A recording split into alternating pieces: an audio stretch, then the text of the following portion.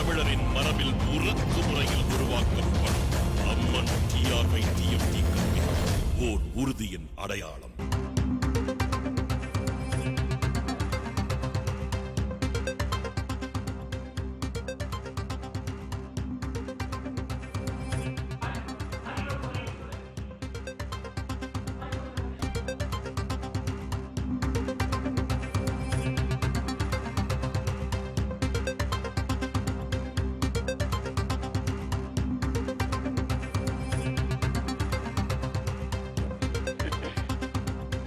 கனமழைக்கு பின் நெல்லை பகுதியில் பெருமளவு வெள்ளம் வடிந்து இயல்பு நிலை திரும்பி வருகிறது. இந்நிலையில் நெல்லை மற்றும் சுற்றுப்புற பகுதிகளின் பருந்து பார்வை காட்சிகளை நாம் திரையில் பார்த்து வருகிறோம். இது பற்றிய விவரங்களை செய்தியாளர் பிரசன்னாவிடம் கேட்கலாம். பிரசன்னா, நெல்லை மற்றும் சுற்றுப்புற பகுதிகளில் தற்போதைய நிலை என்னவாக இருக்கிறது? பெரும்பாலான இடங்களில் வெள்ளம் வடிந்து விட்டதா? மக்களுக்கான நிவாரணப் பணிகள் எந்த அளவில் நடைபெற்றுக் கொண்டிருக்கிறது? திலகவதி, இந்த தென் மாவட்டங்களில் வெளுத்து வாங்கிய இந்த கனமழையால் திருநெல்வேலி மாவட்டம் மட்டுமல்லாது தூத்துக்குடி மாவட்டம் போன்ற பல்வேறு மாவட்டங்களில் தேசிய நெடுஞ்சாலைகள், மாநில சாலைகள், கிராம சாலைகள் பல இடங்களில் கடுமையாக சேதமடைந்திருக்கின்றன. அதிலும் குறிப்பிட்டு சொல்ல வேண்டும் என்றால், இந்த திருச்செந்தூரில் இருந்து ஸ்ரீவைகுண்டம் வரக்கூடிய சாலையும், ஸ்ரீவைகுண்டத்தில் இருந்து நெல்லை வரக்கூடிய சாலையும் பல இடங்களில் மிகவும் மோசமான நிலைமையில் பாதிக்கப்பட்டிருக்கின்றன. அதே போல சீவலப்பேரி ஆத்துப்பாலம், பாளையம், செட்டிக்குளம், சிவந்திப்பட்டி, திருநெல்வேலி புதிய பேருந்து நிலையம், வண்ணாரப்பேட்டை வடக்கு பைபாஸ் பாலம், அதே போல் வண்ணாரப்பேட்டையிலிருந்து புதிய பேருந்து நிலையம் செல்லும் வழி, ஆரைக்குளம், பாபநாசம் செல்லும் வழி, ரெட்டியார்பட்டி, மூலக்கரப்பட்டி செல்லக்கூடிய பகுதி முழுவதுமே பல இடங்கள்ல சாலைகள் மிகவும் மோசமாக சேதமடைந்திருக்கின்றன.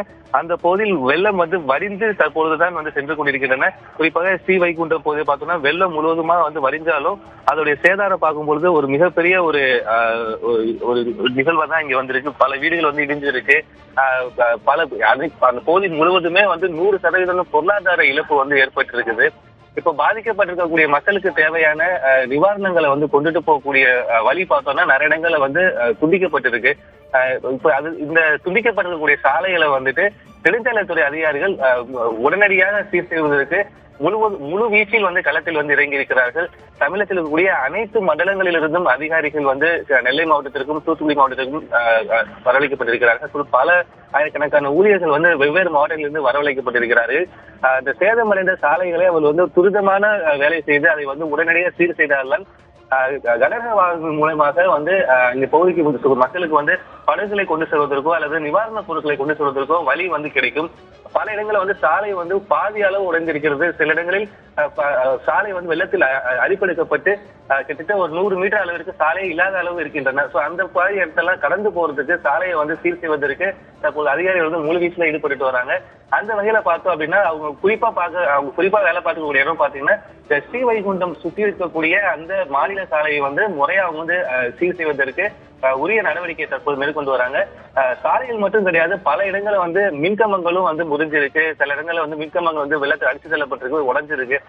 அந்த மின்கம்பங்களையும் அவங்க சீர் செய்வதற்கு மின்சாரத்துறை அதிகாரிகளும் தற்போது முடிக்கப்பட்டிருக்கிறாங்க.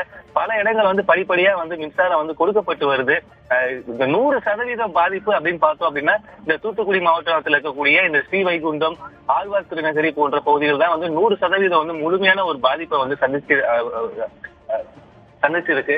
இப்போ நெல்லை பகுதியை பார்க்கும்போது வெள்ள நீர் முழுமையாக வடிந்தாலும் இந்த வெள்ளத்தால் ஏற்பட்ட பாதிப்புகளை சீர் செய்வதற்கு தமிழகத்தில் கூடிய பல்வேறு மாவட்டங்களில் கூடிய அதிகாரிகள், ஊழியர்களும் இரவு பகலாக தற்போது பணியை செய்து வருகிறார்கள். திலகவதி, நெல்லை மற்றும் சுற்றுப்புற பகுதிகளில் வெள்ளத்திற்கு பிறகான தற்போதைய நிலை என்ன என்பது குறித்து வழங்கியதற்கு நன்றி பிரசன்னா. நம் வீர தமிழரின் மரபில் உருக்கு முறையில் உருவாக்கப்படும் அம்மன் TRY-TFT கம்பெனி ஓர் உறுதியின் அடையாளம்.